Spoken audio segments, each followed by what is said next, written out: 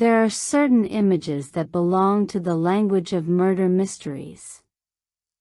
A body in the rain. A detective standing beneath a flickering street lamp. A locked room. A bloodstain nobody can explain. A room full of suspects pretending they have nothing to hide. These are the visual ingredients we have seen 1,000 times, from classic noir to the most comforting British country house whodunits. But then there is the Sheep Detectives, and its version of the same nightmare begins with something almost ridiculous: a flock of sheep staring at their dead shepherd, trying to understand why the human being who gave their world meaning is suddenly lying motionless in the grass. That image should be funny. In another movie, it would be a joke and nothing more. Hugh Jackman, a celebrated dramatic actor, is reduced to the role of a dead man while a collection of woolly farm animals gathers around him with the seriousness of seasoned investigators. Yet the strange thing is that the absurdity does not cancel the horror. It sharpens it. The sheep do not understand death in the way we do, and that makes their confusion more unsettling, not less. They have spent their lives believing that the world is stable because George is there to explain it. He reads to them. He feeds them. He names things. He gives them stories. He is not merely their shepherd. He is their translator between the world they experience and the world they cannot understand. So when George dies, the central mystery is immediately larger than the identity of a killer. The question becomes what happens to a creature when the person who taught it how reality works disappears. That is where the Sheep Detectives quietly turns a cozy mystery into something much stranger. The familiar structure is still there: suspects, clues, motives, secrets, false assumptions, and a final revelation. But underneath the detective machinery is a psychological story about grief. The sheep are not simply investigating a murder. They are investigating the collapse of their own understanding of existence. And that is why the film can move from a visual gag to genuine sadness with almost no warning. The sheep's innocence becomes the source of the movie's darkest idea. They have been told that when sheep die, they become clouds. It is a beautiful explanation. It is comforting. It makes death feel like transformation instead of disappearance. But comfort has a cost. A story can protect you from pain while also preventing you from understanding it. Lily, especially, begins to discover that the stories she has used to make loss bearable may have been stories she created because the truth was too painful to face. Suddenly, the murder investigation becomes an emotional investigation. Every clue leading back to George also leads deeper into the question she has avoided: what does it actually mean to lose someone? That is the unusual achievement of the Sheep Detectives. It takes the visual vocabulary of a barnyard comedy and fills it with the emotional architecture of a psychological drama. It lets sheep behave like detectives without forgetting that they are sheep. Their fear, their instincts, their dependence on the herd, and their inability to understand the human world all remain part of the story. And because of that, the film's strangest joke eventually becomes its most heartbreaking truth. The sheep are trying to solve a murder because they cannot accept that the world can suddenly become meaningless. That is a very human problem. And once the film establishes that idea, every seemingly harmless detail begins to carry another meaning.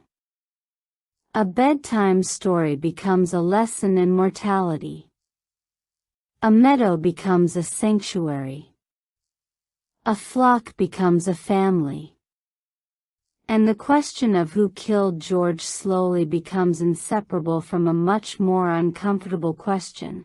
Why do we sometimes need a comforting lie so badly that we are willing to forget the truth?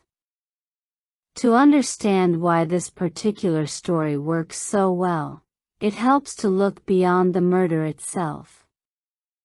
The film is constructed like a mystery, but its deeper architecture resembles a psychological journey. We will follow that journey through the story, beginning with the quiet life George created for his flock and the moment that stability is shattered. From there, the investigation opens into character psychology, because Lily's determination to solve the case is inseparable from her inability to process what George's death actually means. The mystery also gives the film a way to examine ideas that are much larger than its setting. Why do communities create myths? Why does memory sometimes hurt more than forgetting? Why can a group protect an individual while also encouraging denial? And what happens when the stories we inherit no longer match the reality in front of us? Those questions become particularly important when the film's central idea of willing oneself to forget begins to take shape. Forgetting sounds like relief. It sounds like healing. But the film gradually asks whether healing is possible when the thing being removed is not only pain, but memory itself. That makes the investigation surprisingly close to a story about religious deconstruction. The cloud myth gives the flock an explanation for death that feels almost sacred. It creates order where there is uncertainty. But when Lily discovers that the explanation cannot survive contact with reality, she is forced to confront a terrifying possibility. Perhaps maturity means learning to live without certainty. That is a remarkably ambitious idea to place inside a story about sheep. It is also one reason the film deserves to be examined beyond the novelty of its premise. A 95% critical darling is easy to dismiss if its premise sounds like a joke.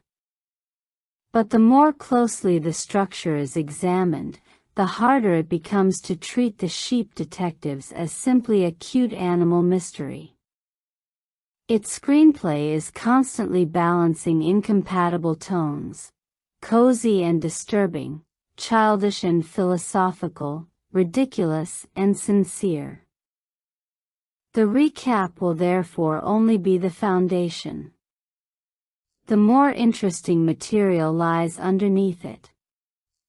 We will look at how the characters function psychologically, why Lily and Mopple represent two competing approaches to grief, and how the villains reflect a human world increasingly defined by ownership, resentment, and monetary value.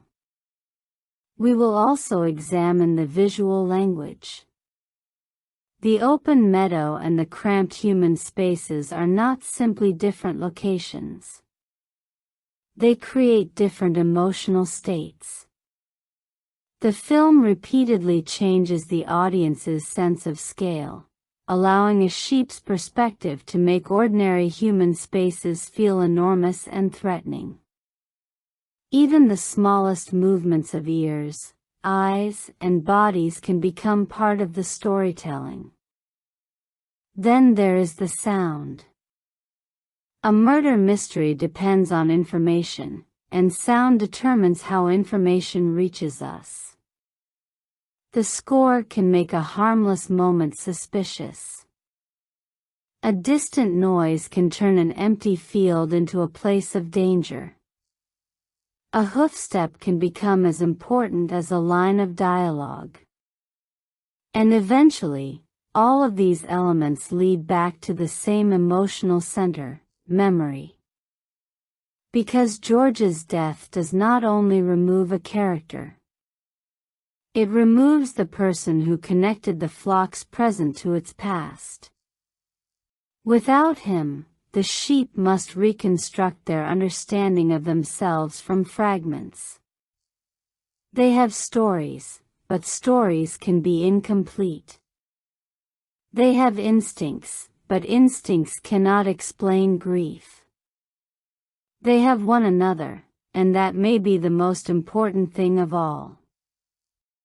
There is another reason the film's tone feels immediately familiar, especially for audiences raised on British mystery stories. The countryside itself carries a kind of cultural memory.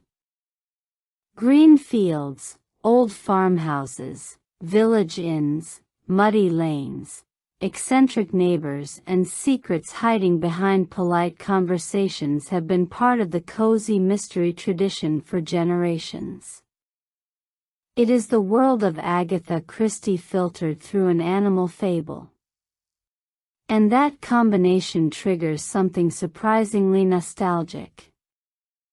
Even before the mystery begins, the setting can remind viewers of bedtime stories, illustrated children's books and television mysteries where danger existed, but was contained within a recognizable world. The countryside looks safe. The colors are gentle. The animals are familiar. The landscape appears to promise that everything will eventually make sense. That expectation is exactly what the film manipulates. Because the meadow is safe until it isn't. The shepherd is reliable until he is dead. The stories are comforting until they become lies. And the flock is innocent until innocence itself becomes something they have to outgrow. For younger audiences, especially Gen Z and millennials who have grown up surrounded by increasingly anxious stories about uncertainty, that combination can land with unusual force. The film wraps existential anxiety inside an aesthetic that feels almost comforting. Instead of beginning with a ruined city or a dystopian future, it begins with grass, sheep and stories. The world looks peaceful enough to make the eventual disruption feel personal. That is also why the internet reaction to the premise was almost inevitable. A "you-done-it" sounds like the kind of phrase that should exist only as a joke. The concept practically writes its own memes. A flock conducting surveillance. Sheep examining clues. A ram behaving like a detective. Human suspects being judged by livestock. But novelty gets people to click. It does not make them care. The reason the concept becomes memorable is that beneath the jokes is a story about losing someone who made life understandable. That is the part that cannot be reduced to a meme. The Sheep Detectives begins with a premise that sounds disposable and gradually reveals an emotional core that is anything but.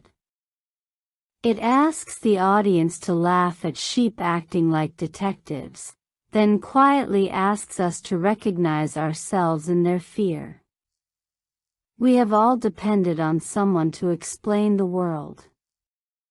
We have all built stories around painful experiences. We have all, at some point, wished that forgetting could be easier than remembering. The film's unusual power begins with that contradiction. And before the flock can become detectives, we have to understand the world they were trying to protect. The story's journey back to that world begins with Leonie Swan's novel 3 Bags Full, a literary premise unusual enough to make the eventual screen adaptation feel almost inevitable and almost impossible at the same time. A murder mystery told through the perspective of sheep is already a challenge on the page. Bringing that perspective into cinema requires another layer of translation. Books can live inside a character's thoughts. Films have to externalize those thoughts through performance, framing, editing, sound and movement. That is where the adaptation's creative combination becomes important. Kyle Balda brings experience with animation that depends on physical comedy, expressive timing, and characters whose bodies can communicate almost as much as their dialogue. Craig Mazin comes from a very different storytelling tradition, one built around dramatic tension, structural precision, and characters facing situations where consequences matter. On paper, it is an unlikely partnership. In practice, it makes sense. The film needs the visual looseness of animation without losing the discipline of a mystery. A sheep can trip, headbutt someone or become involved in an absurd chase, but the audience still needs to believe that the clue discovered during that sequence matters. Comedy cannot destroy suspense. Suspense cannot suffocate comedy. That balance becomes the foundation of the adaptation. The original novel's literary identity also presents a challenge. 3 Bags Full is an unusual title for audiences who have no familiarity with the book. It sounds poetic, perhaps even whimsical, but it does not immediately communicate murder mystery, comedy, or detective story. The eventual move toward the sheep detectives is much more direct. It tells audiences exactly what the hook is. There is a commercial logic to that change, but there is also a storytelling logic. The title itself becomes a promise. These are sheep, and they are detectives. You do not need to know anything else before understanding the central joke. What matters is whether the joke can sustain an entire film. That is where the casting becomes important. The presence of Hugh Jackman gives George an immediate sense of warmth and authority. He has to be believable as a shepherd whose relationship with the flock is affectionate enough that his absence creates a genuine emotional vacuum. Julia Louis-Dreyfus gives Lily an intelligence that can easily become comic without making her emotionally shallow. Bryan Cranston's presence as Mopple provides a contrasting weight, making memory itself feel like a character. The supporting voices add another layer. Patrick Stewart brings theatrical authority to Sir Orestes. Brett Goldstein can use the physicality of Reggie and Ronnie for broad comedy without reducing them to disposable jokes. Emma Thompson's presence as Harbottle gives the human world a particular kind of polished eccentricity, while Nicholas Braun's Tim Derry works because his awkwardness leaves room for genuine growth. The challenge for all of them is unusual. They are performing characters who do not communicate like humans in every moment, yet the audience must still understand their emotional states. The film therefore depends heavily on the relationship between voice and body. A line delivered with absolute seriousness can become funny because the sheep's face remains almost perfectly still. A tiny movement of the head can transform confusion into suspicion. A change in ear position can carry the emotional equivalent of a raised eyebrow. That is where the adaptation's technical ambitions become visible. Photorealism can be dangerous in a story like this. If the sheep look too realistic, exaggerated expressions can feel unnatural. If they look too stylized, the emotional premise loses its grounding. The film has to find the narrow space between recognizable animal behavior and readable character performance. That balance is essential because the story depends on the audience believing two things at once. These are real sheep, and these sheep are experiencing complex emotions. The same tension exists in the human performances. The actors cannot treat the animals as imaginary cartoon characters. The world has to behave as though the flock genuinely exists within it. That grounded approach makes the absurdity funnier and the darker scenes more effective. It also explains why the film's countryside environments matter so much. The more believable the world around the flock becomes, the more extraordinary their behavior feels. A sheep staring toward a camera is not inherently cinematic. A sheep standing in a realistic meadow while slowly realizing that its shepherd has been murdered is. The production challenge is therefore not simply creating convincing animals. It is creating a believable relationship between animals, humans, and landscape. The adaptation also arrives at a moment when mainstream family entertainment is saturated with established intellectual property. Sequels, remakes, reboots, and recognizable brands dominate the marketplace because familiarity lowers financial risk. A film about sheep investigating a murder does the opposite. It asks an audience to accept an unfamiliar premise before they know whether the emotional payoff will justify it. That makes the film's development path particularly interesting. The title changes, release shifts, and eventual positioning all reflect the same problem. How do you sell something that sounds like a joke but wants to be taken seriously? The answer is to make the premise impossible to misunderstand.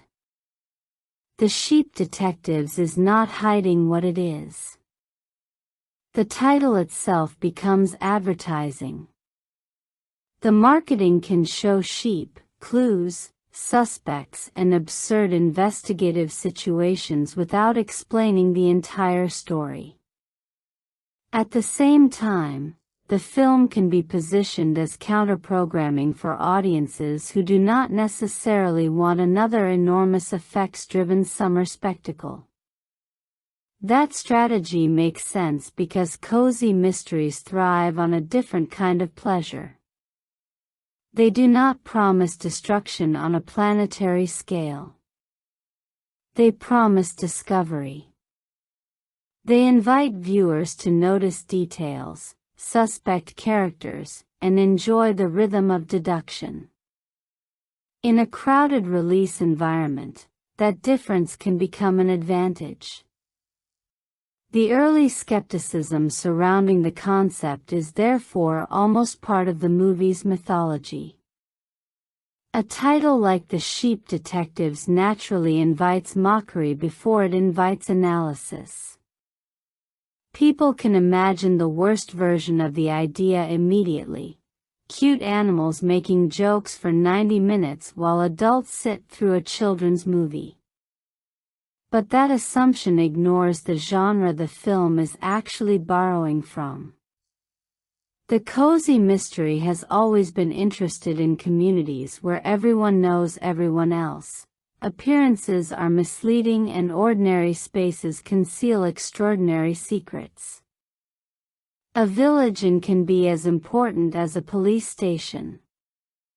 A neighbor's behavior can reveal more than forensic evidence. The killer does not need a supervillain plan. They only need a motive and an opportunity. A flock of sheep fits into that structure surprisingly well. They already live inside a community where observation is constant. They notice movement. They notice changes in behavior. They understand territory. They react collectively to danger. Their limitations become investigative tools because they force the filmmakers to rethink what counts as evidence. A human detective might ask what someone said. A sheep might care where someone smelled different. A human might examine a footprint. A sheep might notice the rhythm of footsteps. The film's mystery therefore becomes an exercise in changing perspective. And that perspective is crucial when the story finally settles into George Hardy's world. George's life is quiet. There is no grand kingdom, no supernatural prophecy, and no elaborate conspiracy waiting behind the horizon. There is a meadow, a trailer, a flock, and the simple routines of rural life. George reads mystery novels to the sheep, and those stories become more important than he realizes because they give the flock a language for events they cannot otherwise understand.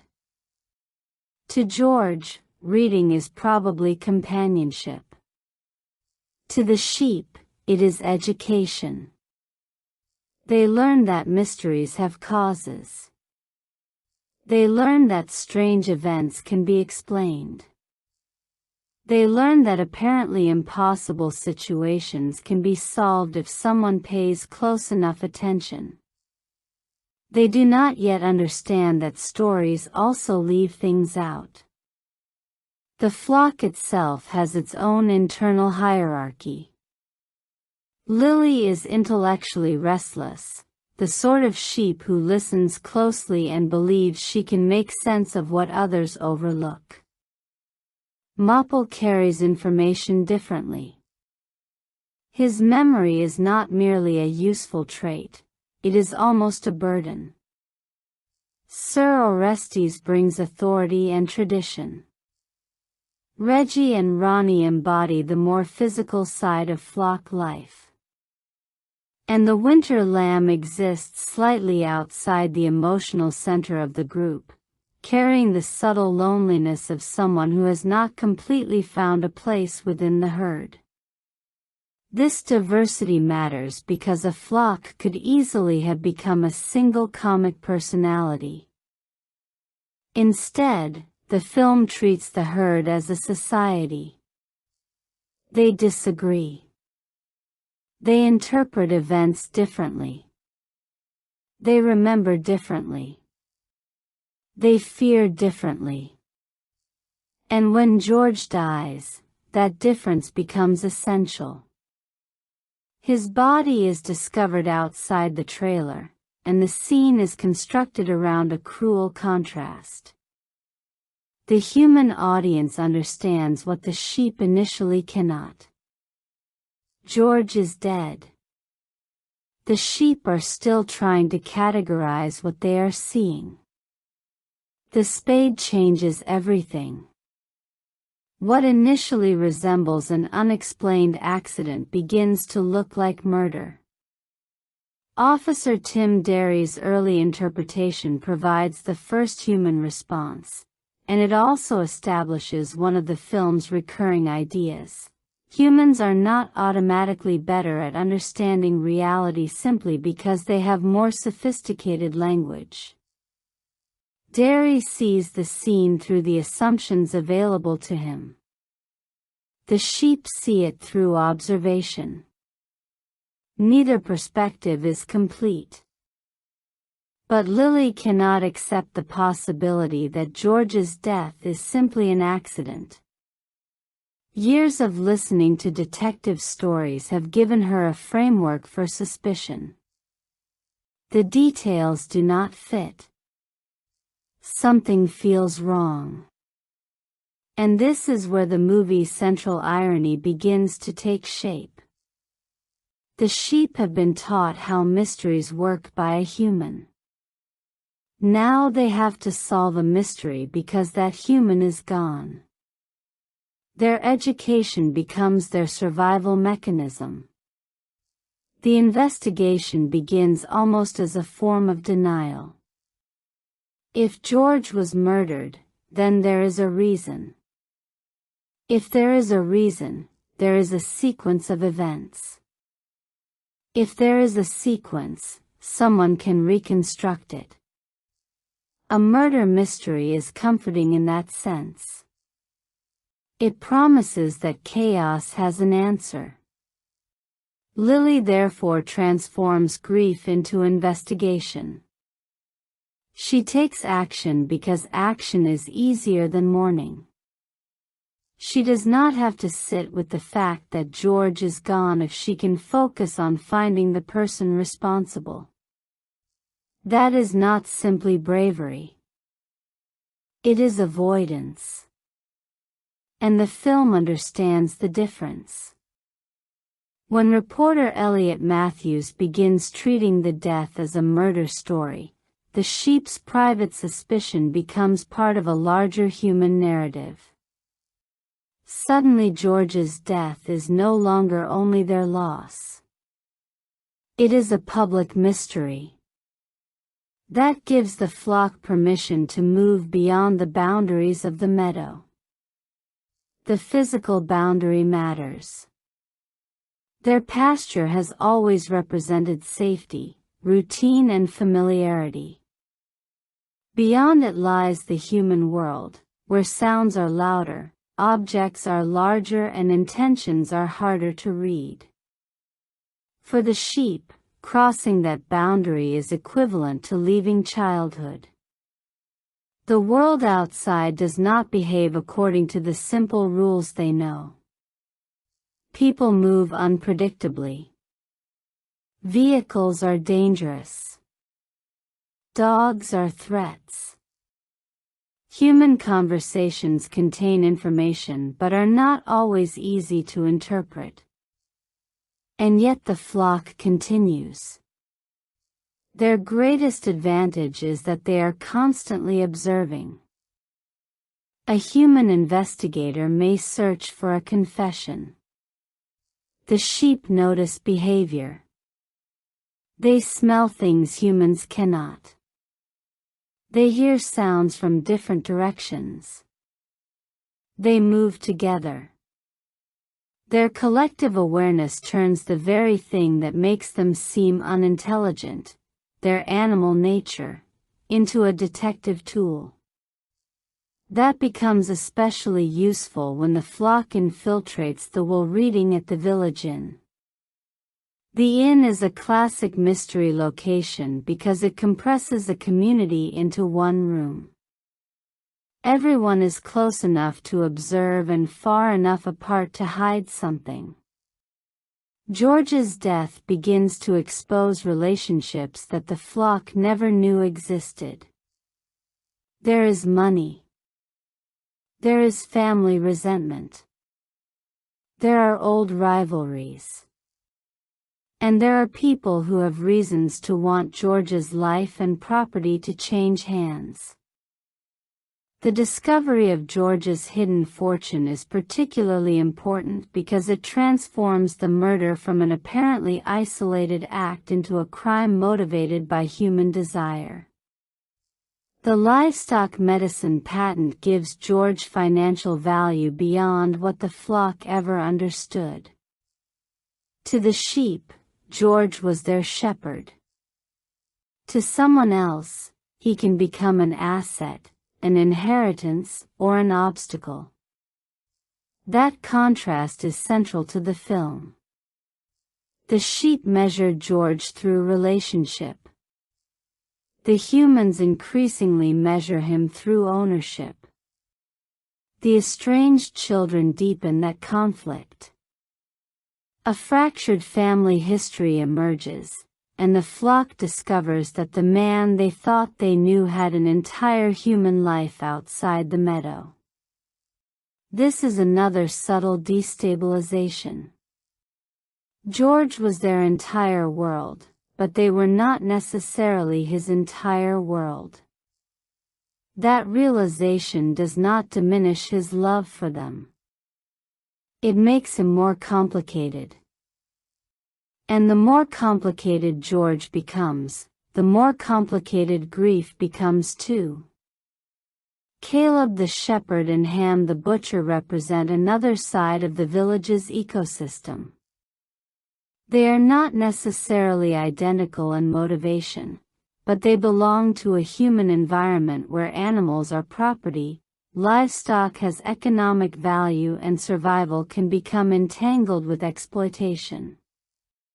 The sheep begin to realize that the human world does not share their understanding of community. They protect one another. Humans compete. That contrast becomes literal when Caleb's guard dogs pursue the flock. The sequence works as both action and thematic reinforcement. The sheep are physically vulnerable outside their meadow. Their intelligence does not erase their bodies. They cannot suddenly become human-sized action heroes. They survive by moving together, using instinct, terrain, and cooperation. The chase is funny because sheep running in panic is inherently chaotic. It is frightening because the audience now understands exactly what the flock has to lose. The film has earned their vulnerability. And that makes the midpoint tragedy so painful. Sebastian's sacrifice is the moment when the mystery stops being a playful adventure and becomes an actual confrontation with mortality. The flock cannot laugh its way around what has happened. One of their own has been lost while protecting the others. This is where Lily's psychological structure begins to collapse. Until this point, the cloud story has provided a way to make death feel reversible. If sheep become clouds, then perhaps nobody is truly gone. The idea is childish, but its emotional function is sophisticated. It allows the flock to preserve attachment without confronting absence. Sebastian's death makes that impossible. There is no way to investigate the murder of George while pretending death does not exist. There is no way to continue believing the cloud story without asking what it actually means. And Lily begins to understand something even more painful. Perhaps she has not simply believed the cloud myth. Perhaps she has needed it. That difference matters. Belief can be inherited. But psychological defense is created by necessity. Mopple becomes essential here because he represents the opposite response. He remembers. He cannot simply erase painful experiences. His memory makes him vulnerable, but it also makes him reliable. The film refuses to portray forgetting as pure healing. Sometimes forgetting is a wound pretending to be medicine. Mopple's insistence that Lily confront what she has buried is therefore not cruelty. It is an act of care. He understands that the flock cannot build a truthful future if its members are forced to live inside comforting falsehoods. This is where willing oneself to forget becomes the emotional thesis of the story. Lily has been trying to control grief by controlling memory. But memory does not obey. The more desperately she tries to erase something, the more powerful its absence becomes. Sebastian's death forces her to recognize that pain is not evidence that memory has failed. Pain is evidence that someone mattered. That idea quietly transforms the mystery. The investigation is no longer only about finding George's killer. It becomes a process through which Lily learns to remember honestly. And once that happens, the final clues begin to matter on two levels, physically and psychologically. The green residue on George's hands provides the kind of concrete evidence a traditional mystery requires. The sheep's observations finally intersect with forensic logic. The medicine and dye create a chain of evidence that humans can understand. The case has an answer. But the emotional mystery has also changed. The killer is Peter Van Vuren, George's estranged son, whose motives are rooted in greed, resentment, and entitlement. Peter does not see the farm as a home in the same way the sheep do. He sees value. He sees inheritance. He sees what he believes he deserves. That is why the revelation works thematically.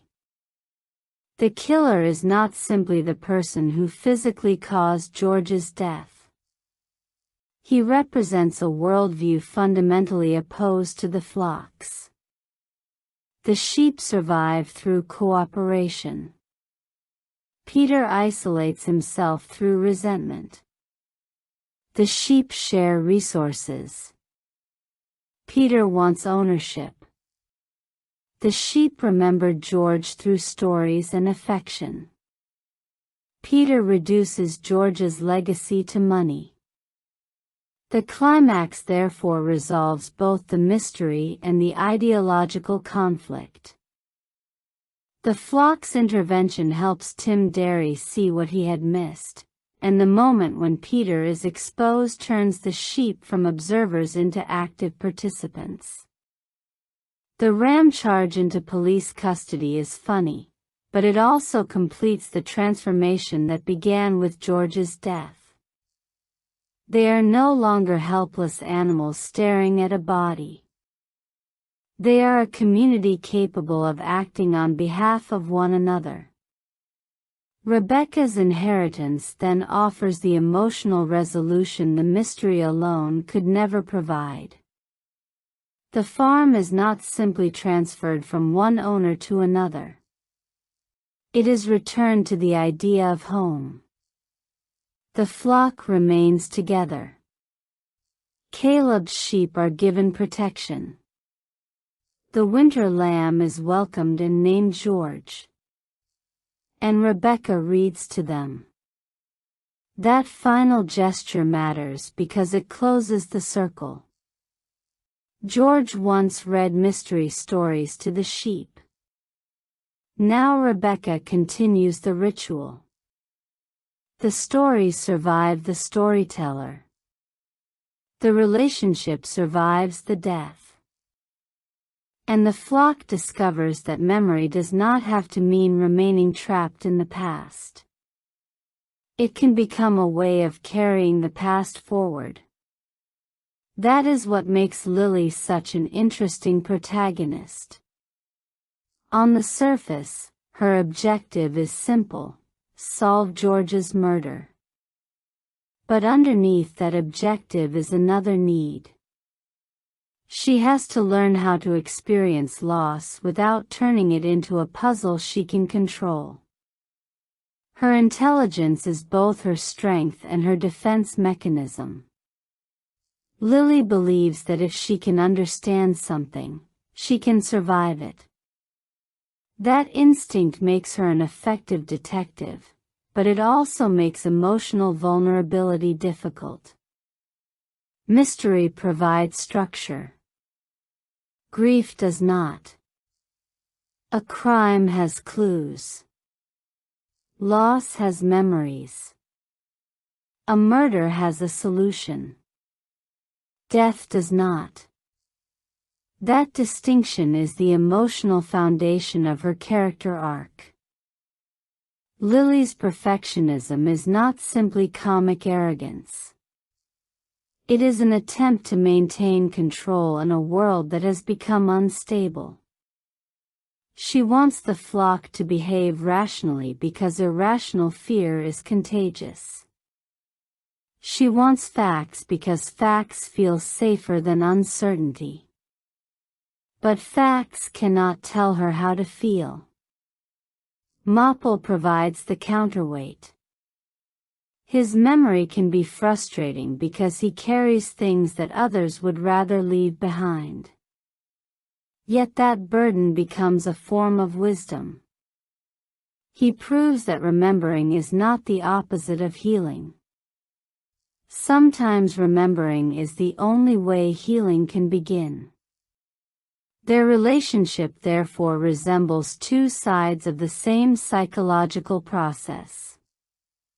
Lily wants to understand. Mopple wants to remember. The flock needs both. That same thematic contrast appears in the antagonists. Peter's greatest weakness is not simply greed. It is his inability to understand value beyond himself. He treats legacy as something measurable. A farm has a price. A patent has a price. An inheritance has a price. But George's real legacy cannot be calculated. It exists in the flock. It exists in the stories. It exists in the routines. It exists in the way the sheep look for him even after he is gone. Peter cannot comprehend that because he has isolated himself from the emotional network that gives those things meaning. Caleb and Ham function as variations on the same human tendency. They belong to a world where animals can be reduced to commodities, and the film uses that perspective to make the sheep's solidarity feel increasingly radical. The flock is not perfect. They argue. They panic. They misunderstand. But they return to one another. That is their defining characteristic. The human antagonists repeatedly isolate themselves through suspicion, greed, and competition. The sheep survive because they remain connected. The supporting cast strengthens that contrast without overwhelming the central story. Sir Orestes carries an almost aristocratic seriousness, and the joke comes from placing that dignity inside a sheep. His authority helps organize the flock while also making him part of the film's broader parody of detective archetypes. Reggie and Ronnie are more physical. Their comedy comes from movement, timing, and sheer stubbornness. Yet because the audience understands the flock as a family, their antics gradually become emotionally meaningful. A joke involving two rams colliding with something is no longer just a gag when the same characters later risk themselves for the herd. Tim Derry provides the human equivalent of this development. At first, his incompetence makes him easy to underestimate. He does not appear to possess the instincts of the brilliant detective archetype. But that is precisely why his growth works. He learns to pay attention. The film's mystery does not require Tim to become a genius overnight. It requires him to become observant. That is a subtle distinction. The screenplay repeatedly rewards attention rather than intelligence for its own sake. The person who notices something small can be more useful than the person who assumes they already understand everything. That principle applies to the audience too. The film wants viewers to look. Look at the sheep. Look at the colors. Look at the reactions. Look at who is silent. Look at what appears in the background. A mystery is only as good as the audience's willingness to notice. Thematically, this brings the story into deeper territory. The cloud myth is the clearest example of how stories can protect people from pain. Humans have done this for thousands of years. We create explanations for death because death is difficult to accept without them. We build rituals, myths, and narratives that transform absence into something comprehensible. The film does not necessarily condemn that impulse. Instead, it asks what happens when the myth becomes more important than reality. For Lily, the cloud story initially works because it creates emotional safety. But when reality becomes impossible to ignore, the same story becomes a prison. The distinction between comforting myth and destructive denial is therefore one of the film's most mature ideas. A myth can help someone survive. But eventually, survival may require confronting what the myth cannot explain. This is also where the film's idea of community becomes important. A single sheep might not survive grief well. A flock can share it. That is the opposite of the individualistic worldview represented by Peter. He tries to claim a legacy for himself. The flock turns loss into a shared memory. In that sense, the film's idea of a herd is more complicated than the usual metaphor of herd mentality. Following the group can be dangerous when it prevents independent thought. But belonging can also be protective. The film asks us to distinguish between blind conformity and collective care. The flock succeeds not because everyone thinks identically, but because they remain connected even when they disagree. That is why the meadow becomes such an important visual symbol. It is open. It is spacious. It gives the sheep room to move. Human spaces are often tighter.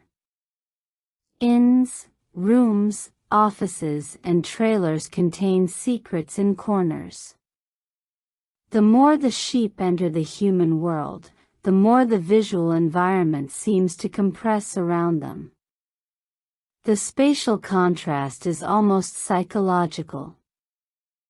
The meadow represents a world where information can travel through the group.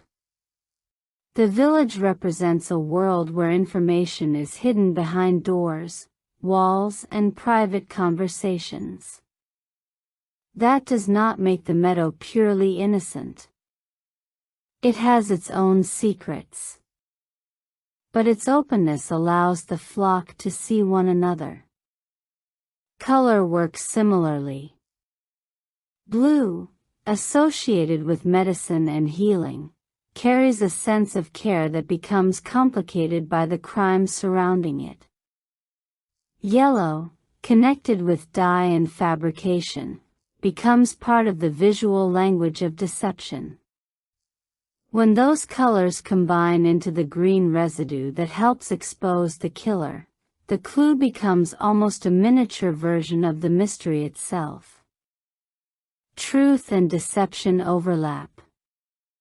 Something innocent can become evidence of something violent. Something designed to heal can become part of a murder investigation. The green stain therefore works not simply as a plot device, but as a visual reminder that truth often emerges from contradiction. Even the clouds carry this dual meaning. They are beautiful. They are peaceful. They are also connected to death. For the sheep, clouds represent the possibility that those who disappear are still somewhere above them.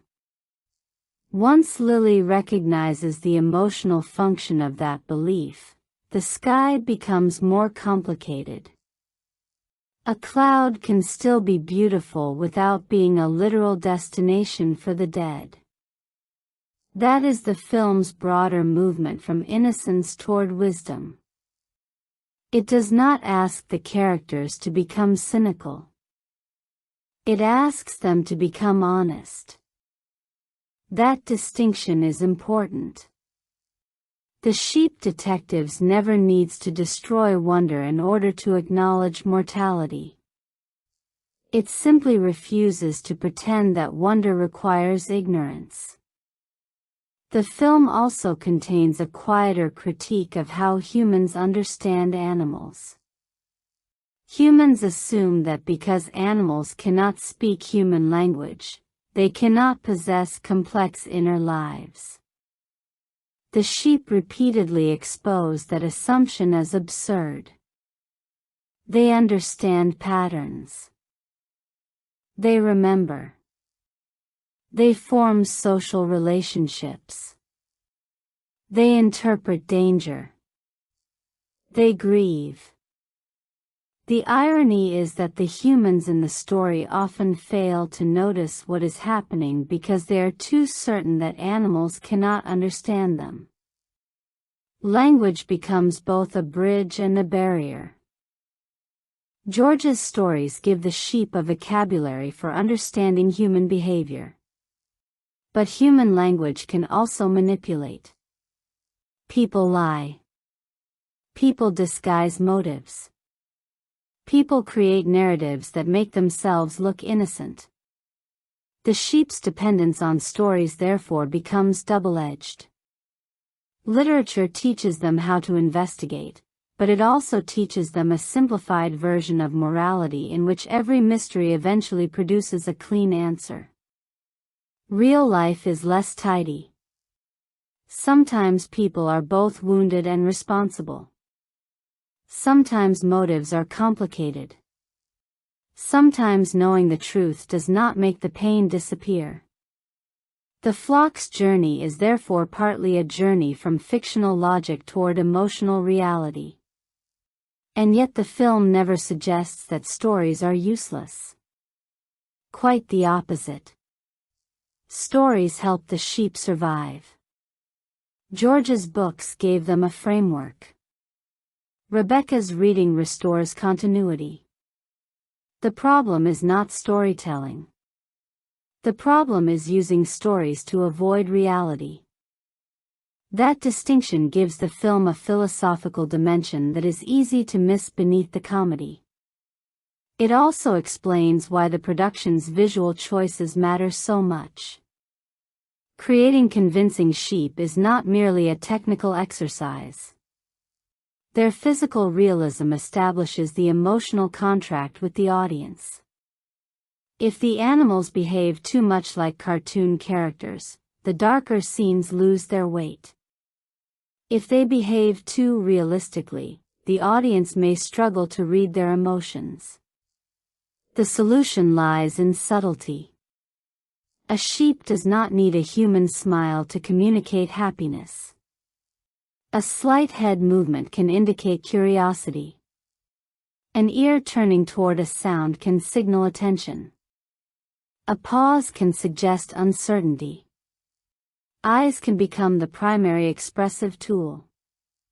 Fleece creates another challenge because it catches light differently from human skin. Every movement affects texture. Crowds of sheep also have to behave like a flock rather than a collection of independent actors. That means movement has to remain believable at both the individual and group levels. When one sheep reacts, others should respond. When danger approaches, the flock's shape changes. When the herd relaxes, its movement becomes less rigid. These physical details create a sense of collective psychology. The camera then has the opportunity to exploit that psychology. At sheep eye level, familiar human objects become enormous.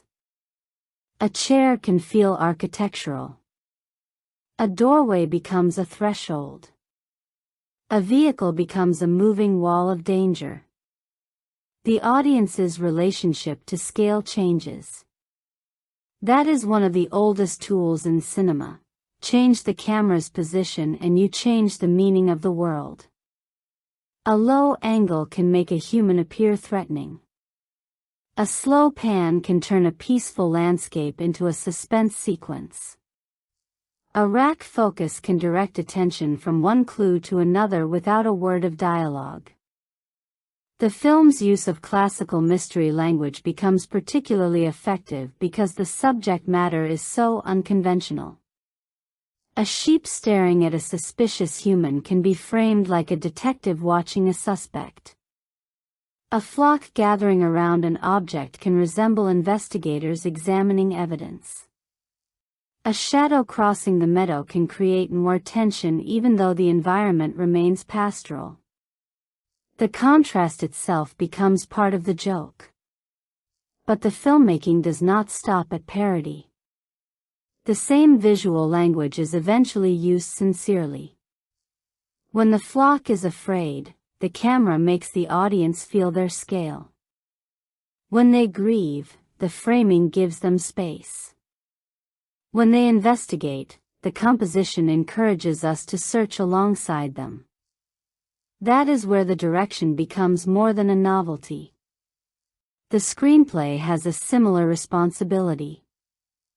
A mystery involving sheep can easily become episodic, with one joke after another replacing narrative momentum. Instead, the story depends on cause and effect. A clue matters because it changes what the characters believe. A joke can reveal personality. A chase can expose a relationship.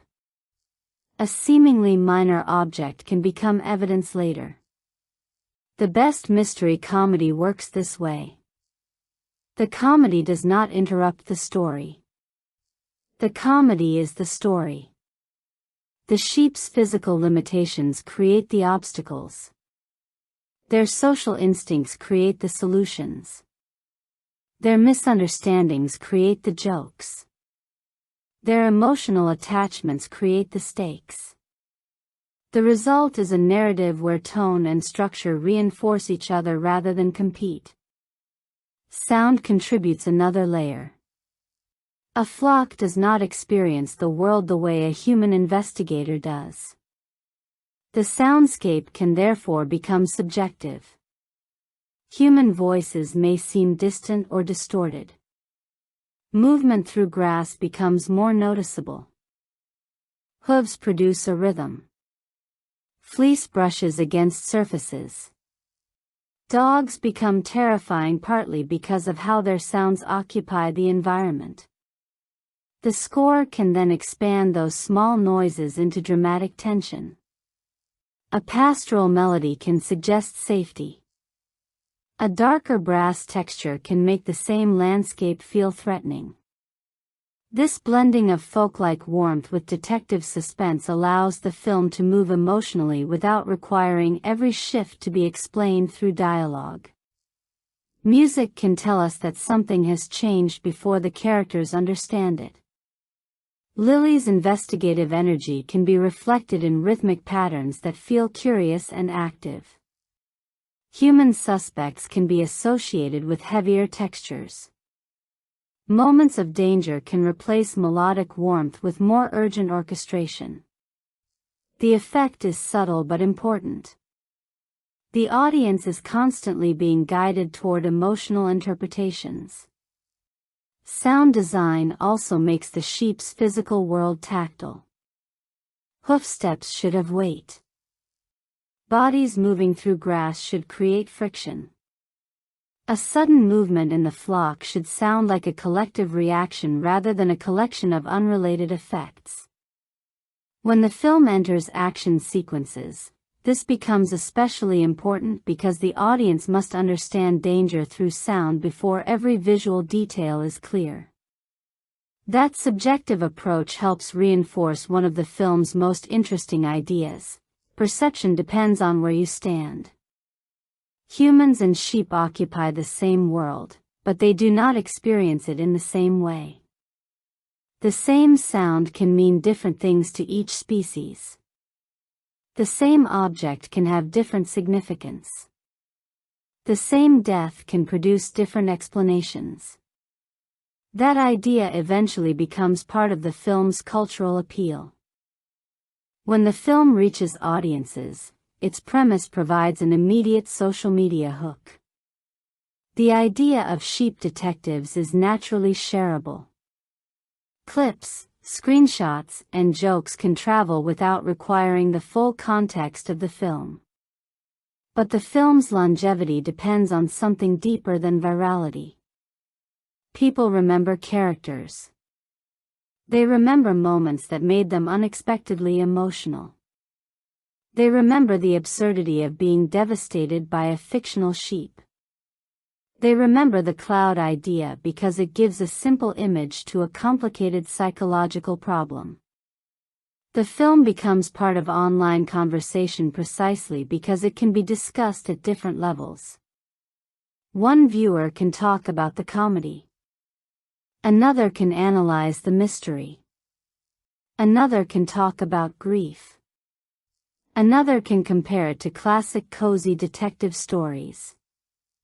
Another can simply post a picture of Mopple and say something about remembering. That flexibility is one of the strongest signs that a film has found a wider cultural life.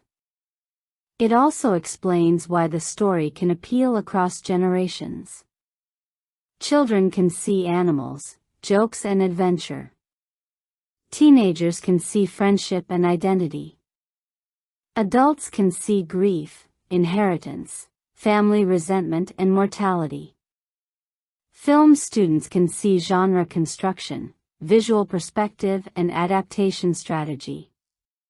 The same scene can therefore produce different meanings depending on the viewer's age and experience. That is what strong family cinema has always been capable of doing. It does not have to simplify an idea because children are watching. It can present the idea clearly enough for younger viewers while leaving deeper layers for adults to discover. The question of critical reception naturally follows. A film like this faces an unusual challenge with critics because its premise encourages skepticism. Yet strong reviews would make sense if the screenplay successfully balances intellectual construction with emotional accessibility. The critical praise would likely focus on structure. The audience response would likely focus on feeling. And the two are not contradictory. A good mystery needs precise construction. A good family film needs emotional clarity. The Sheep Detectives attempts both. The critical conversation surrounding a reported 95% Rotten Tomatoes score and strong audience response therefore reflects the same quality that makes the film unusual. It does not force viewers to choose between intelligence and warmth. The mystery can be analyzed. The characters can be loved. The jokes can be enjoyed. The darker scenes can hurt. All of those experiences can exist simultaneously. There are, of course, places where that tonal balance can become risky. Sebastian's death is the obvious example. A very young viewer may not be prepared for the emotional weight of losing a character they have been encouraged to care about. The film's decision to take the death seriously can feel abrupt precisely because the surrounding world has been so cozy. But that discomfort is also necessary. If nobody could truly be lost, the cloud myth would never need to be questioned. If death had no consequences, George's murder would remain a clever puzzle rather than an emotional event. The film's sadness therefore serves a structural purpose. It changes Lily. It changes the flock. It changes the audience's understanding of the stakes. Another possible criticism concerns the human-focused portions of the story.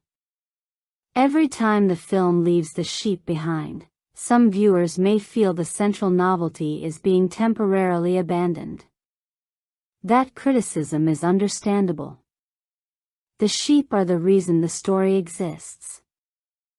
Yet the human world is necessary because the mystery requires contrast.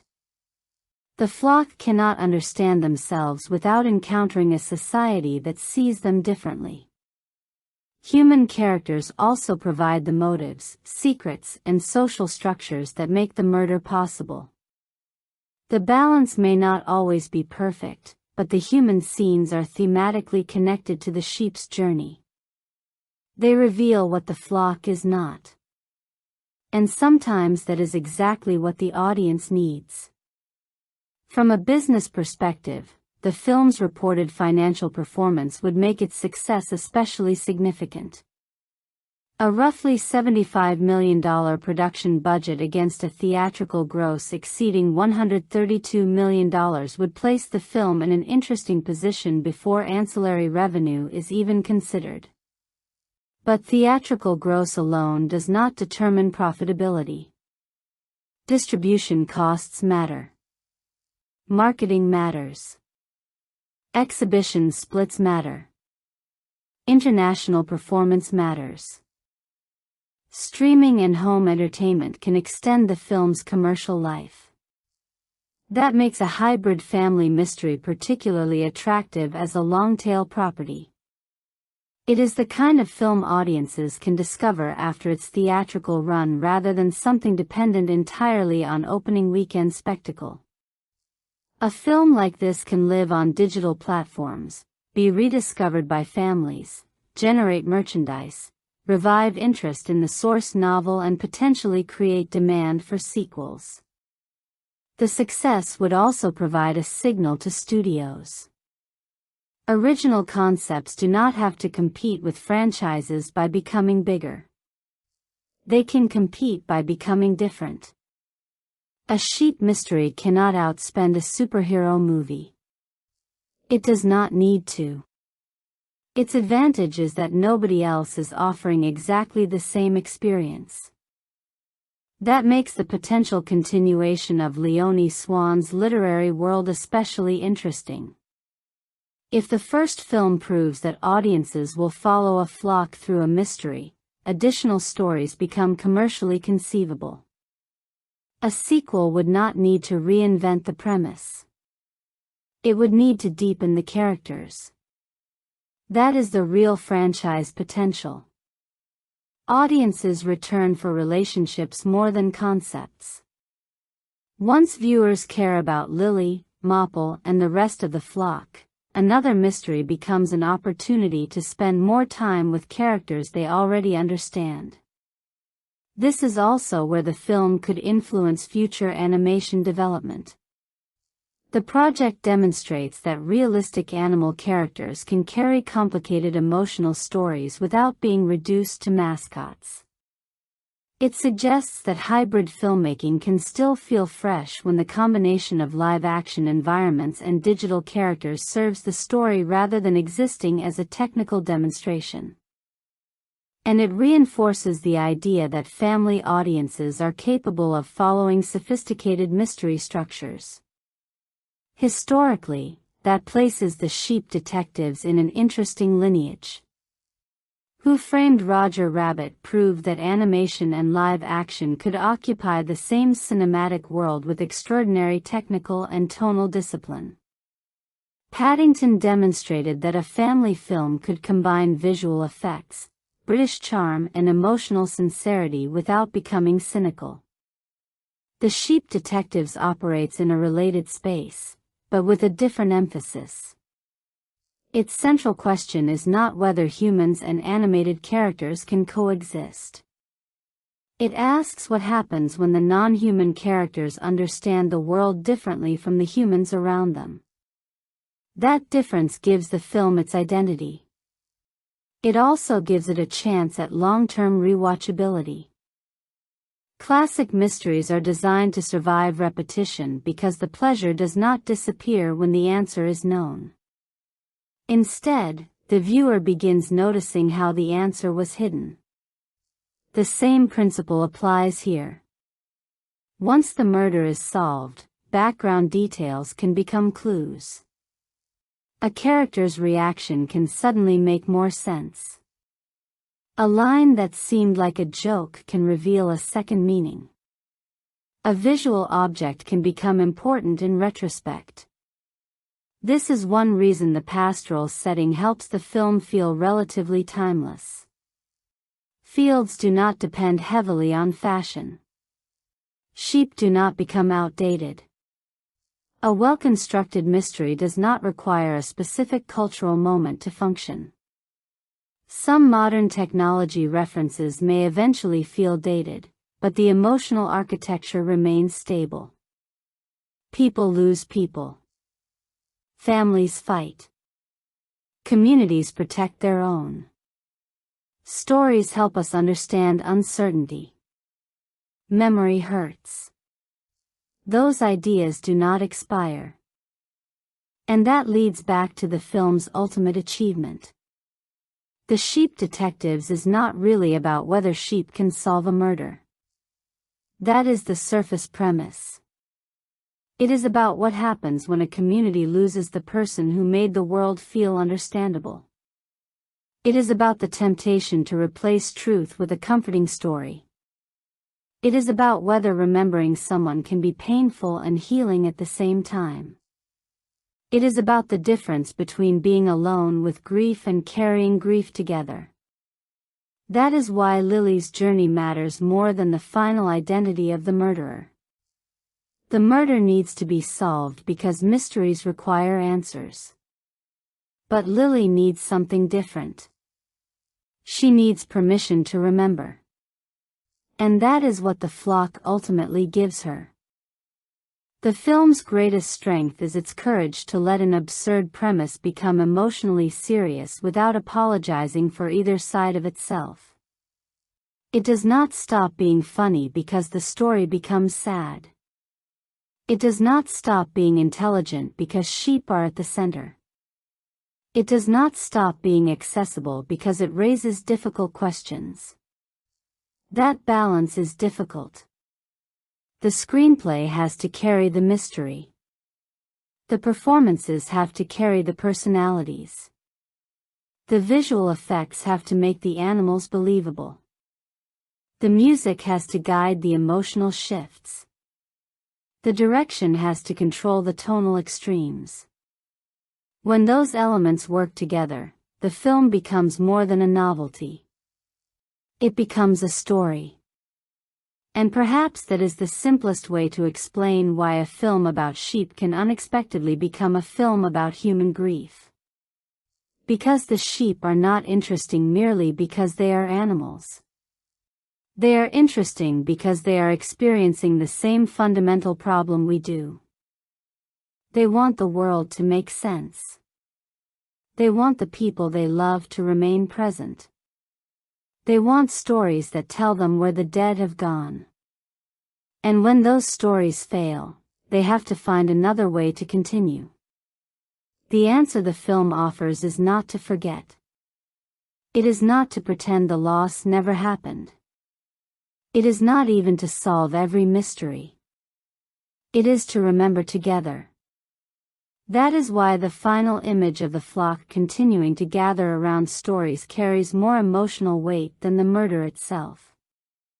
George is gone, but the ritual he created survives. The flock has changed, but it has not been destroyed. Rebecca does not replace George. She continues something he began. And the winter lamb receiving the name George makes that idea even more poignant. The name does not resurrect the shepherd. It remembers him. That difference is everything. Memory is not resurrection. It is continuation. A person disappears, but the things they taught us can remain. The stories they told can remain. The habits they created can remain. The people they connected can remain connected. In that sense, the flock's greatest detective discovery is not the identity of the murderer. It is the realization that the past does not have to be erased in order for the future to continue. The film begins with sheep staring at a dead body because they do not understand what has happened. It ends with a community capable of understanding that loss without allowing it to destroy their sense of belonging. That is a remarkable distance for a story that begins with a joke. And it is why The Sheep Detectives earns its emotional impact. Not because sheep are secretly human, but because the film gives us enough distance from ourselves to see something painfully familiar. We invent stories to survive. We cling to comforting explanations. We fear the moment when those explanations collapse. We sometimes believe that forgetting would be easier. And eventually, if we are lucky, we discover that memory is not the enemy. Memory is how love continues after the person we love is no longer physically there. That is the idea worth carrying away from this strange, funny, unexpectedly melancholy mystery. The flock does not become whole by forgetting what happened. It becomes whole by remembering together. And perhaps that is why the film feels so much bigger than its premise. It starts as a whodunit. It ends as a story about us.